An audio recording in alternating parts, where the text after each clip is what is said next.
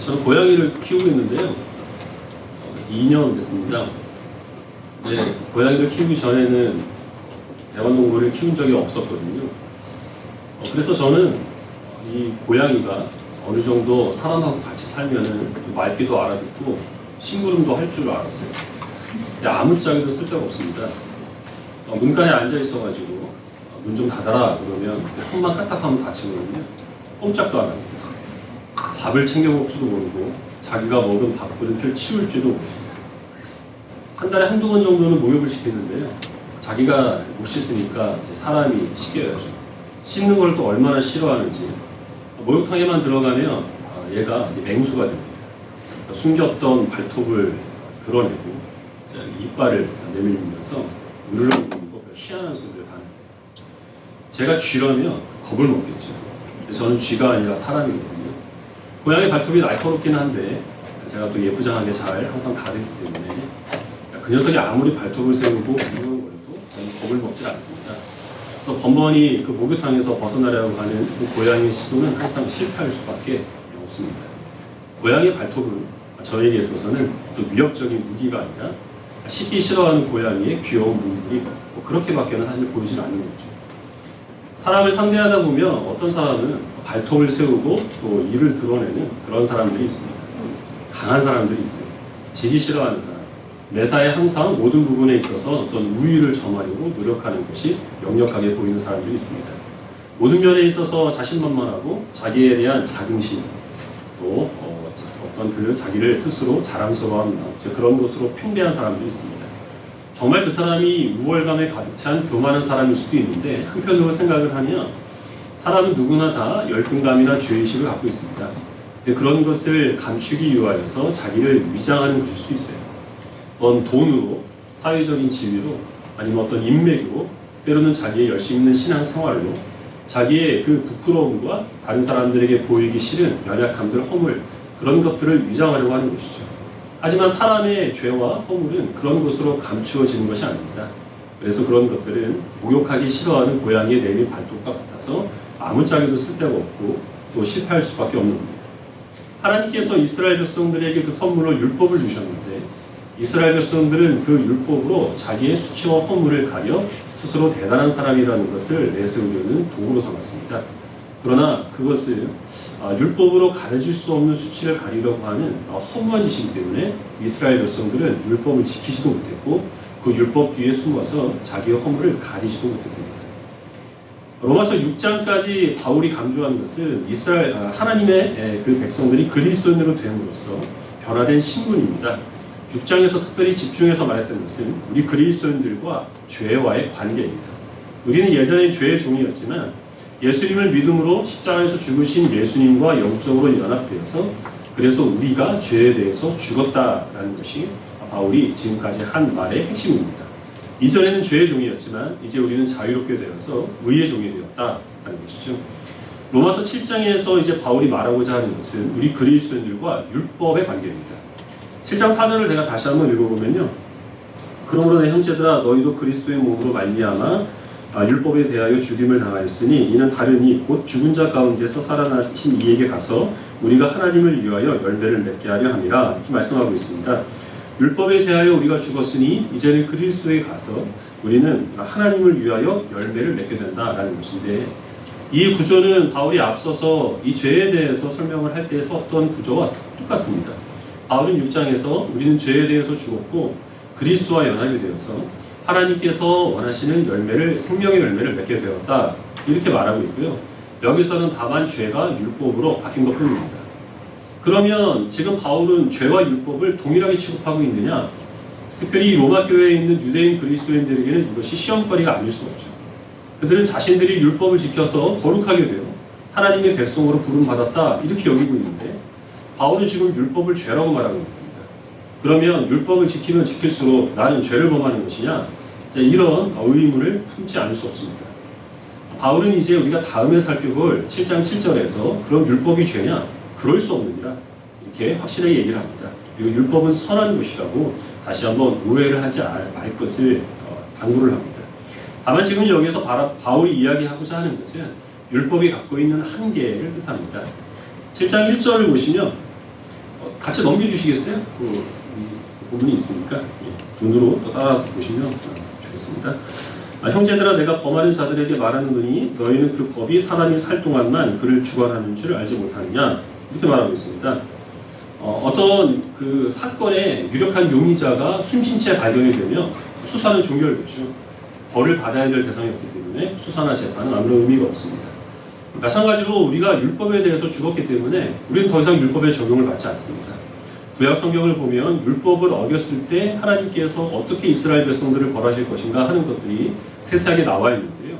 우리는 이미 율법에 대해서 죽어버렸기 때문에 그 율법에 명시하고 있는 심판이 우리들에게는 적용되지 않는다.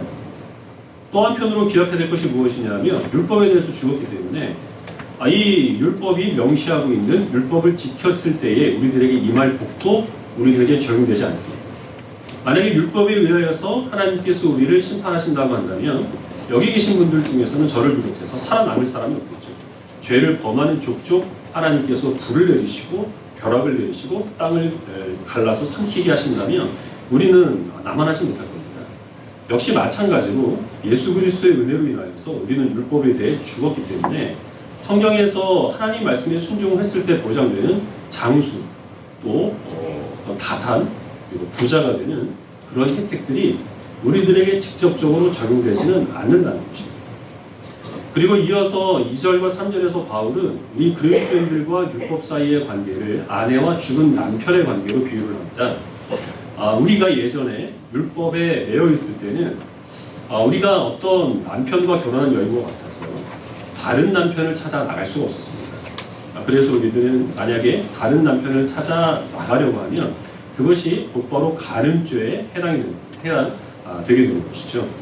그러나 이제는 그 남편의 역할을 했던 율법이 죽어버렸습니다. 우리는 자유롭게 됐습니다. 우리는 다른 남자를 남편으로 삼아도 아무런 법의 저촉을 받지 않게 되었다는 겁니다. 그리고 그렇게 우리가 새로운 남편으로 맞아들이신 분이 바로 그리스도시다 이렇게 말씀하고 있습니다. 사실 이 결혼의 비유는 좀 이상합니다. 그래서 여기에 대해서 각종 기이한 해석들이 많이 있는데요. 바울이 그런 여러 가지 그 오해의 여지가 있음에도 불구하고 이 결혼의 비유를 사용을 해서 우리와 율법의 관계를 설명한 이유가 있습니다. 몇 가지 이유가 있는데 시간 관계상 가장 중요한 것 하나만 말씀을 드리면 이전까지 바울은 우리가 죽었다고 얘기했습니다. 우리가 죄에 대해 죽었고 우리가 율법에 대해 죽었다고 얘기를 했습니다. 근데 이 결혼의 비유에 의하면 나만 죽은 것이 아니라 죄도 죽었고 율법도 죽었습니다. 서로 죽었기 때문에 아무런 상관이 없고 서로 어떤 영향을 끼칠 그런 근거가 전혀 없어지게 되었다는 것이죠. 근데 이 율법이 죽음으로 인하여서 우리들이 자유롭게 되어 방종을 일삼아도 된다. 이것은 결코 아니라는 것입니다. 우리는 율법에 벗어났지만 새로운 남편이 되는 그리스도의 메인자가 되었기 때문에 이제는 율법이 아니라 그리스도의 법에 따라야 하는 그런 그리스도인으로서 새로운 의무가 우리들에게는 부과된다는 것입니다. 믿음으로 구원받았다, 내가 은혜로 하나님의 백성이 되었다 하는 그런 이유로 우리가 방종을 일삼아서는 안 된다는 것이죠. 내 마음에 내키는 대로 살아서는 안 되는 것이고 내 소견에 오른 대로 이렇게 우리가 마음껏 내가 하고 싶은 것을 행하며 살아가서는 안 되는 것입니다. 그리스도의 법에 의하여서 우리들은 또 거기에 매여 그 말씀에 순종해야 하는 그런 예수 그리스도의 영적인 아내로서 하나님의 백성으로서의 또한 의무가 우리들에게는 주어지게 된 것입니다. 우리가 따르고 순종해야 될 그 그리스도의 법을 우리가 읽은 이 본문에서 바울은 그것을 영의 새로운 것이다 라고 그렇게 표현을 하고 있습니다. 그리스도의 법과 영의 새로운 것은 같은 것입니다. 예전에 우리가 믿음이 없었을 때 그때 우리는 율법으로 말미암아 죄의 정욕이 우리들에게 역사하여서 그로 말미암아서 사망의 열매를 맺었지만 이제 우리는 성령의 의지 가운데서 그리스도의 법으로 인하여서 하나님의 생명의 열매를 맺게 되었다라고 바울은 그렇게 증거를 하고 있습니다. 율법은 죄가 아니고 율법은 선한 것인데 왜 율법이 죄의 정욕으로 역사하여서 우리로 하여금 사망의 열매를 맺게 하였을까요? 복잡한 이야기인 것 같지만 우리가 선악과 사건을 생각을 하면 이 바울의 말씀이 무슨 이야기인지를 잘 이해할 수 있습니다. 에덴 동산에서 하나님께서 아담에게 주신 명령은 동산에 있는 모든 나무의 실과를 다 먹을 수 있지만 선악을 알게 하는 나무의 열매만 먹지 말아라. 그러면 너희는 반드시 죽으리라. 이 말씀이었습니다. 그 말씀은 두 가지인데요. 모든 나무의 열매를 다 먹으라 라는 허용과 선악과만은 먹지 마라라는 금지가 있습니다. 어느 쪽에 중점이 있느냐 하면 먹지 말라는 쪽이 아니라 모든 것을 다 먹어도 된다라고 하는 허용에 중점이 있는 것이죠. 그리고 하나님께서 그 최초의 명령, 즉 최초의 율법의 형태는 아니지만 그 율법을 아담과 하와에게 주신 이유는 선악과를 먹지 말라고, 선악과를 먹어서는 안 된다고 그 명령을 주신 것도 아니고 선악과를 먹게 해서 그래서 그들이 사망에 이르게 하시기 위하여서 그 명령을 주신 것도 아닙니다. 하나님의 말씀, 하나님의 통치 아래에서 하나님의 백성들이 이 동산에 있는 나무의 열매 가운데서 생명나무의 열매를 먹음으로 영생의 복을 누리게 하시기 위하여서 하나님께서는 그 명령을 그들에게 주셨습니다. 그런데 옛 뱀, 마귀는 하와에게 어떤 질문을 던졌습니까? 정말 하나님께서 동산에 있는 모든 나무의 열매를 먹지 말라고 하셨느냐? 이렇게 묻습니다. 그렇게 함으로써 그 주된 명령인 모든 것을 먹어라 라고 하는 그 관심을 이 아담과 하와가 돌려서 선악과를 먹지 말라라고 하는 그 명령에 더 관심을 집중하게 만든 것이죠. 그래서 하나님께서 금하신 그것, 왜 하나님께서 선악과를 먹지 말라고 하셨는가? 내가 이것을 먹을 자격이 없는가? 그런 것에 대한 의문을 품게 만든 겁니다. 감춰져 있던 그들의 불만을 그 뱀이 깨운 것입니다. 그리고 그 뱀은 이 하나님의 그 명령의 의도를 왜곡시킵니다. 하나님께서는 하나님 말씀에 순종함으로 하나님의 통치 아래서 영생의 복을 누리게 하시기 위해 그 말씀을 주신 것인데, 사단은 하나님께서 너희에게 그 선악과를 먹지 말라고 말씀하신 이유는 너희 눈이 밝아져서 하나님과 같이 될까봐, 하나님이 그것을 싫어하기 때문에 심술을 부린 것이다. 하나님이 거짓말을 한 것이다. 그건 먹어도 죽지 않는다. 이렇게 속입니다. 근데 아담과 하와는 그 뱀의 거짓말에 속수무책으로 넘어가 버리고 말죠. 왜 그랬을까요?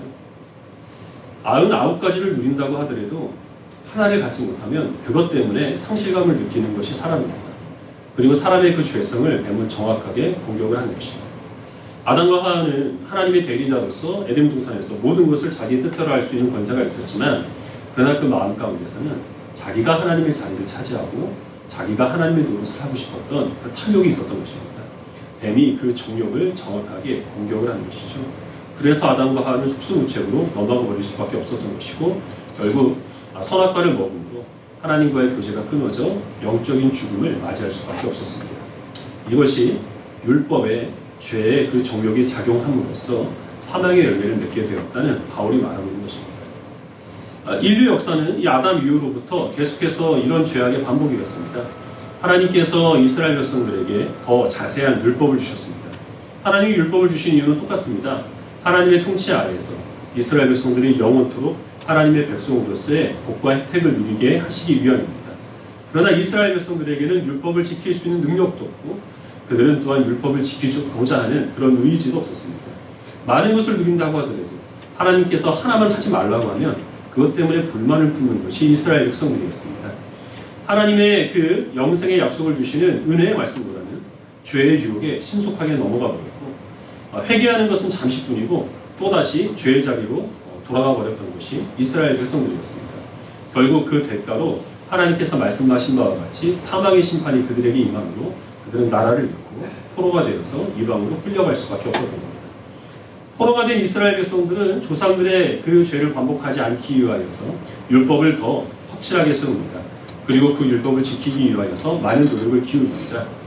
그러나 문제가 되는 것은 그 율법을 지킬 수 없는 사람의 연약함, 그 율법을 사용해서라도 자기의 그 만족을 이루고 싶은 인간의 교만이 문제이지 율법을 어떻게 지키느냐 하는 것이 문제가 아니기 때문에 그 인간의 그 율법으로 말미암는 그런 모든 문제점들은 해결될 수 없었던 겁니다.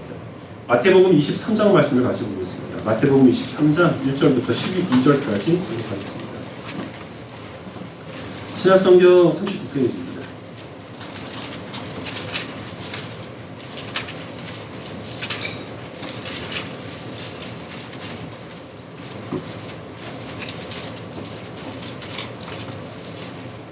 마태복음 23장 1절을 제가 먼저 읽고 12절까지 읽으시 하겠습니다. 이에 예수께서 무리와 제자들에게 말씀하여 이르시되, 그러므로 무엇이든지 그들이 말하는 바는 행하고 지키되 그들이 하는 행위는 본받지 말라. 그들은 말만 하고 행하지 아니하며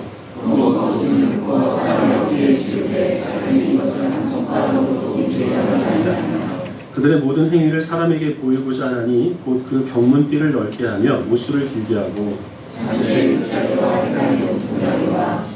시장에서 문안받는 것과 사람에게 랍비라 칭함받는 것을 좋아하느니라.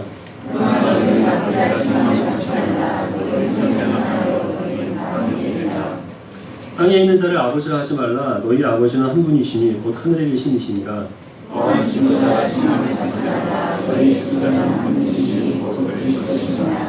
너희 중에 큰 자는 너희를 섬기는 자가 되어야 하리라. 누구든지 자기를 높이는 자는 낮아지고 누구든지 자기를 낮추는 자는 높아지리라. 산상수훈의 팔복과 대비를 해서 여기 이 말씀은 7화라고 불리는 본문입니다. 예수님께서 7번에 걸쳐서 화 있을 진저라고 책망하시고 저주하시고 정죄하시는 내용이 기록되어 있는데요. 이 정죄의 대상은 바리새인들이었습니다. 율법의 전문가들이고 율법을 가르쳤던 사람들이죠. 예수님께서는 그 바리새인들의 가르치는 바는 행하되 그들의 행실은 본받지 말라라고 말씀하십니다. 바리새인들은 율법을 철저하게 지키기 위하여서 십계명을 중심으로 해서 300가지가 넘는 세부 규정들을 만들어냈고 안식일만 해도 39가지의 규정들이 있었습니다. 그리고 어떤 절기가 되면 일주일에 이틀씩 꼬박꼬박 금식을 했던 사람들입니다. 그들이 가르치는 바는 행하되 그들의 그 행실은 본받지 말라라고 말씀하셨는데요. 그들은 율법을 자신들만 지키기 위하여서 힘썼을 뿐만 아니라 유대인들에게 그 율법을 가르치고 그 율법을 지키도록 강요했습니다. 얼마나 열심히 강요를 했느냐 하면 예수님께서 자신들이 정한 안식일 규정과는 어긋나게 안식일에 병자를 붙였다라는 이유로 예수님을 죽일 모의를 할 정도까지 자신들이 만들어낸 그 율법 규정에 집착했던 사람들이 바로 그들입니다. 근데 예수님께서는 그렇게 율법에 집착하고 다른 사람들한테 강요하는 그들의 태도에 대해서 그것은 무거운 짐을 다른 사람들 어깨 위에 짊어지게 하고 그들을 위에서 찍어내리는 그런 행위라고 그렇게 말씀을 하십니다. 이 사람들은 옷차림부터 달랐습니다. 유대인들은 기도할 때에 손목과 이마에 상자를 냈는데요. 그 상자 안에는 작은 율법 두루마리들이 들어있었습니다. 그것을 경문이라고 하는데 모든 이스라엘 백성들이 다 기도할 때는 그 경문을 메고 기도를 했지만 이 바리새인들은 다른 사람들보다 더 넓은 띠로 그 경문을 메고 기도를 했습니다.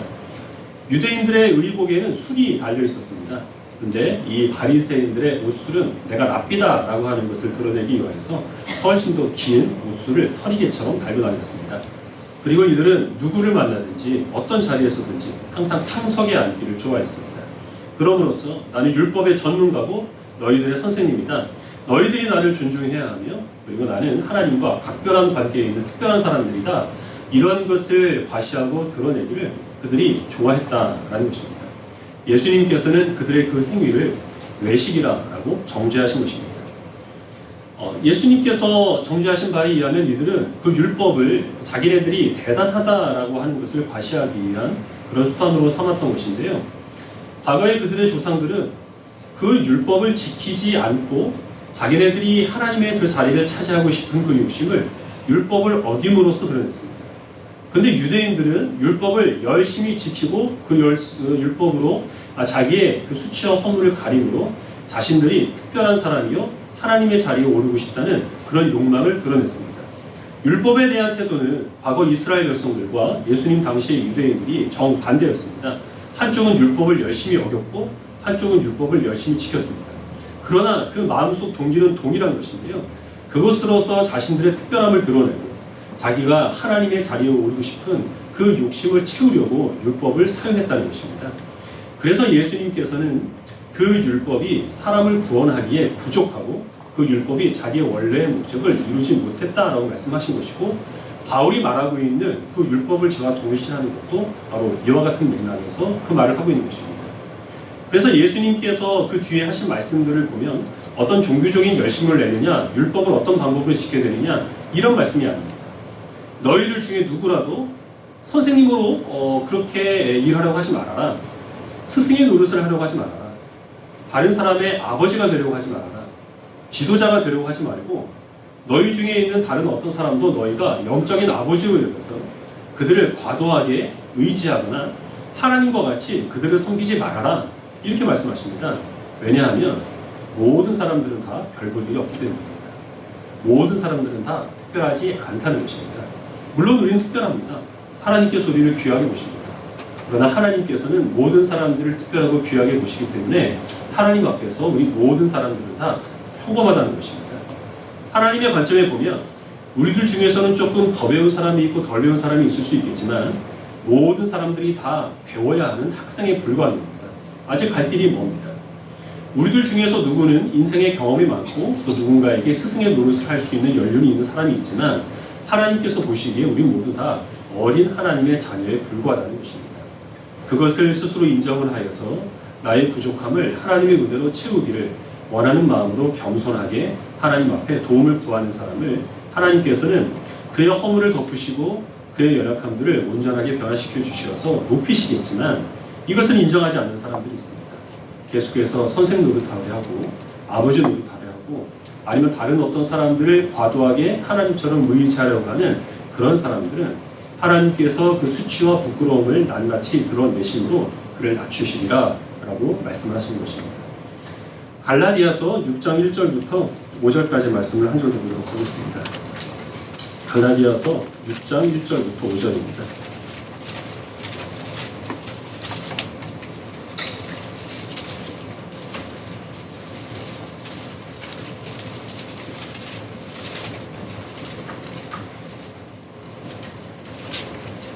신약성경 308페이지 갈라디아서 6장 1절부터 5절까지 1절을 제가 먼저 읽고 한 절씩 보도록 하겠습니다. 형제들아 사람이 만일 무슨 범죄한 일이 드러나거든 신령한 너희는 온유한 심령으로 그러한 자를 바로잡고 너 자신을 살펴보아 너도 시험을 받을까 두려워하라. 만일 누가 아무것도 되지 못하고 된 줄로 생각하면 스스로 속임이라.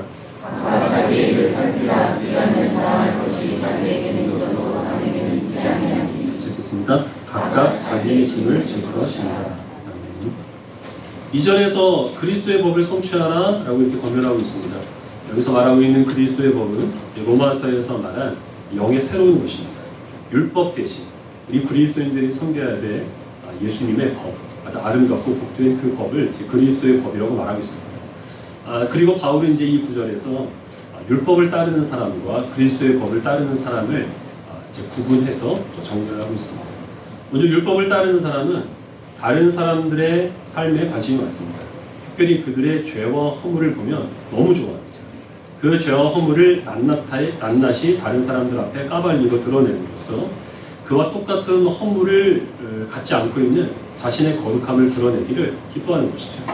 그러나 그리스도의 법을 따르는 사람은 다른 사람이 범죄한 사실이 드러났을 때 온유한 심령, 즉 조심스러운 태도로 드러나지 않게 그에게 권면하고 그가 신속히 회복될 수 있도록 하나님께 기도합니다. 그와 비교하여서 자신의 거룩함을 드러내는 것이 아니라 그와 똑같이 나도 죄를 범할 수밖에 없는 죄인이기 때문에 그의 범죄가 곧 나의 죄가 될 수 있다는 가능성을 항상 인정을 하여서 그를 거울로 삼아 혹시 나에게는 그런 죄의 요소가 없는지를 돌아봄으로써 이 거룩을 도모하는 사람이 그리스도의 법 아래 있는 사람입니다. 두 번째로 이 율법 아래에 있는 사람은 스스로를 대단한 존재로 여깁니다. 자기를 굉장히 특별한 사람으로 생각을 합니다. 3절 말씀을 다시 보시면 만일 누가 아무것도 되지 못하고 된 줄로 생각하면 스스로 속임이라 이렇게 말씀하고 있습니다. 이 말씀은 모든 사람들은 다 별 볼 일 없다는 것입니다. 아무것도 아니라는 거예요. 근데 그 아무것도 아닌 사람이 마치 무엇인가 된 것처럼 그렇게 치장을 하려면 반드시 자신과 다른 사람과 하나님을 속일 수밖에 없다는 겁니다. 이 속이는 데 있어서 사용되는 그런 재료들이 있습니다. 자기보다 돈이 없는 사람처럼 여겨지는 사람 앞에서는 돈이 많은 척 해야 됩니다. 재물이 자기를 위장하는 도구가 됩니다. 자기보다 사회적인 어떤 지위가 낮은 사람 앞에 서게 되면 이 사람은 굉장히 자기가 어떤 신분이 높고 또 직업이 좋은 사람처럼 꾸며야 되는 것이죠. 그럴 때 그 직업과 신분이 그의 위장 도구가 됩니다. 외모나 어떤 가지고 있는 재능이나 가족 중에서 잘 나가는 사람들이나 때로는 우리의 종교적인 열심 이런 것들도 나의 그 부족함들을 가리워서 다른 사람들 앞에 우위를 점하려는데 사용되는 도구가 될 수 있습니다. 그러나 이런 모든 것들은 우리의 그 근본적인 부족함들을 가리는데 턱없이 부족합니다. 언젠가는 이것들이 사라질 수밖에 없고 그때 우리는 낱낱이 우리의 죄와 허물이 많은 사람들 앞에 드러나는 부끄러움을 당할 수밖에 없다는 것입니다. 목욕하기 싫어하는 그 고양이의 발버둥과 같은 것이 발버둥에 불과한 것이어서 결코 그러한 것으로 나 자신과 다른 사람과 하나님을 속일 수는 없습니다. 이런 것으로 자꾸만 자기를 위장하려고 하면 결국에는 자기 자신도 부끄러움 가운데 실망할 수밖에 없고 다른 사람들도 그런 우리를 비울 수밖에 없다는 사실을 우리는 잊지 말아야 됩니다. 그러나 이 율법이 아니라 그리스도의 법 아래에 있는 사람들은 자신의 그 부끄러움과 연약함을 가리기 위하여서 위장하지 않습니다. 자신은 질그릇에 불과하다는 사실을 알기 때문에 죄와 허물이 드러나면 그것을 부끄럽게는 여기지만 억지로 감추려고 노력하지는 않는다는 겁니다. 내가 아무리 노력해도 질그릇에 불과한 그런 나의 평범함을 가릴 수는 없고 다만 내 안에 보배가 되신 예수 그리스도께서 계시기 때문에 그 예수를 위하여서 자기의 모든 죄와 허물과 부끄러움을 얼마든지 가리고 하나님께서 우리를 회복시켜 주실 것을 믿는 믿음 가운데서 담대하게 우리의 모든 연약함들을 인정할 수 있는 사람이 바로 그리스도의 법 아래 있는 사람들입니다. 내가 연약할수록 그런 연약한 우리를 사용하셔서 하나님의 뜻을 이루시는 주님의 능력이 드러나기 때문에 우리는 우리의 연약함들이 다른 사람들에게 손가락질 당한다고 하더라도 그것 때문에 마음 상할 필요가 없습니다.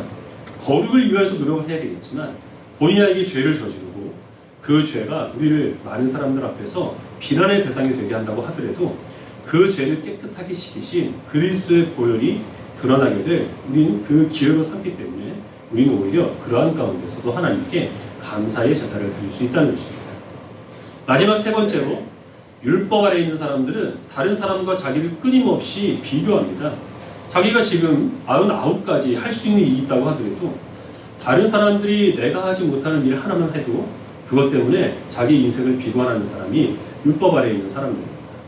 내게 필요가 없어도 다른 사람들의 삶을 들여다보니 내가 갖지 못한 것 다른 사람들이 갖고 있으면 그것 때문에 큰 상실감을 느끼고 질투를 느끼는 것이 율법 아래에 있는 사람들입니다. 그리스도의 법 아래에 있는 사람들은 다른 사람과 자기를 비교하지 않습니다. 다른 사람들의 삶에 너무 심한 그런 관심을 기울이지 않는다는 겁니다. 다만 자기의 짐을 집니다. 하나님께서 내게 주시는 은혜에 감사드립니다. 나에게 있어서 꼭 필요한 것만 하나님께 은혜로 간구를 합니다. 하나님께서 주신 그 은혜를 자랑하지 않고 그 은혜를 베풀어 주신 하나님을 자랑하는 것이 율법이 아니라 그리스도의 법 아래에 있는 하나님의 백성이라는 사실을 기억하시기를 바랍니다. 자기가 지금 율법 아래에 있는지 자기 스스로를 대단하게 여기고 있는지 그것을 자기가 의식하기는 사실 쉬운 일이 아닙니다. 자기 자신을 대단하게 생각하는 사람일수록 나는 교만하다라는 것을 느끼기 어렵기 때문입니다. 다만 여러분들이 만족하며 살아가다가 어느 순간 다른 사람들을 보니 나에겐 그게 꼭 필요하지도 않는데 내가 갖지 못한 것을 다른 사람들이 갖고 있어서 질투심이나 상실감이 느껴지게 되면 아, 나는 스스로를 대단한 사람으로 생각하고 있구나 라고 판단하시길 바랍니다. 목회자가 감사하는 마음으로 목회를 하고 있다가 혹시 다른 교회는 어떤가 하고 다른 교회 홈페이지를 보니까 성도도 많고 여러 가지 많은 행사들도 가고 그럴 때부터 갑자기 나는 지금까지 뭘 해왔나 라는 상실감에 휩싸일 때가 있습니다. 그렇게 되면 갑자기 성도들이 미워집니다.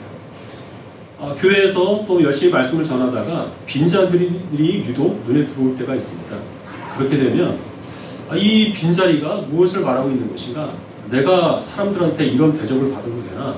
이런 마음이 들게 되면 그 자리를 지켜 성실하게 예배를 드리고 있는 성도들을 귀하게 여기는 마음이 사라질 수밖에 없는 것입니다. 우리 그렇게 되면 하나님의 그 주신 사명에 따라서 열심히 복음을 전파하고 또한 주의 뜻에 따라 거룩하게 살아가고자 하는 이런 신앙적인 열심조차 자기의 수치와 허물을 가리고 다른 사람들 앞에 내가 특별하고 대단한 존재라는 사실을 드러내기 위한 수단으로 삼을 수 있다는 사실을 우리는 잊지 말아야 되겠습니다. 우리는 율법이 아니라 그리스도의 법 아래 살아가는 그리스도인입니다. 하나님께서 우리 각자에게 허락하여 주신 그 은혜에 늘 감사하시기를 바랍니다. 다른 사람들의 삶을 들여다보시고 나에게 필요한 것이 아닌데도 그들이 갖고 있다는 이유로 질투하거나 다른 사람들을 무시하거나 필요 이상으로 의지하는 일이 없도록 주의하시기 바랍니다. 사랑하시되 다른 사람들을 존중할 수 있는 그런 주의 백성들이 되시기를 바라고 무엇보다 하나님께서 우리에게 베풀어 주신 많은 은혜가 있습니다. 그 은혜를 내세워서 그것으로 나를 꾸미기보다는 그 은혜를 허락하여 주신 하나님을 자랑함으로 내가 주님의 백성이라는 사실을 기뻐할 수 있는 거룩한 하나님의 자녀들이 될 수 있기를 주님의 축원하겠습니다.